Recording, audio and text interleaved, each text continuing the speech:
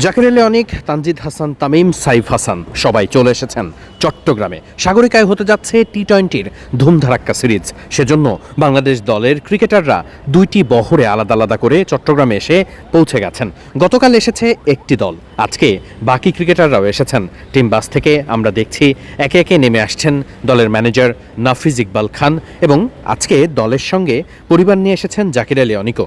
সময়টা খুব একটা ভালো যাচ্ছে না ফর্মের বিবেচনায়। পরিবারকে এই কঠিন সময়টাতে নিশ্চয়ই পাশে চাইবেন জাকির আলী অনিক। দুপুর 2টার দিকে একটি ফ্লাইটে বাংলাদেশ দলের বাকি যত সদস্য ছিলেন তারা এসে পৌঁছে গেছেন চট্টগ্রামে। আমরা আপনাদেরকে সেই ফুটেজে দেখ। সাইফ হাসান ফর্মের তুঙ্গে আছেন এই মুহূর্তে, নিশ্চিত করেই তার ফর্মটা তিনি কন্টিনিউ করতে চাইবেন টি-20 সিরিজেও। পরিবারকে সাথে নিয়ে এসেছেন জাকির আলী অনিক। খুব স্বাভাবিকভাবেই নিজের ভালো ফর্মটাকে তিনি আবার ফিরিয়ে আনতে চাইবেন, আর এই সময়টাতে পরিবারকে পাশে পাবার চেষ্টাটা অবশ্যই যে কেউ করতেই পারেন।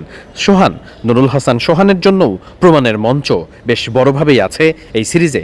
সোহান কতটা ভালো করবে সেটা সময় বলে দেবে, তবে নুরুল হাসান সোহানের প্রমাণ করার আছে অনেক কিছুই। তানজিদ হাসান তামিম, সাইফ হাসান সহ বেশ কিছু ক্রিকেটার যারা আজকে এসেছেন তারাই ছিলেন শেষ বহর। আমরা তাসকিন আহমেদকেও দেখছি, তিনিও এসেছেন জাতীয় দলের এই বহরে। যদিও খুব বেশি সময় বিশ্রামের জন্য পাচ্ছেন না ক্রিকেটাররা। তানজিদ হাসান তামিমদের আজকে সন্ধ্যায় আবার নেমে যেতে হবে অনুশীলনে। সন্ধ্যা 6টার সময় বাংলাদেশ দলের প্রথম অফিসিয়াল অনুশীলন। দেখতেই পাচ্ছেন পরিবারকে সাথে নিয়েই টিম হোটেলে প্রবেশ করছেন জাকির আলী অনিক।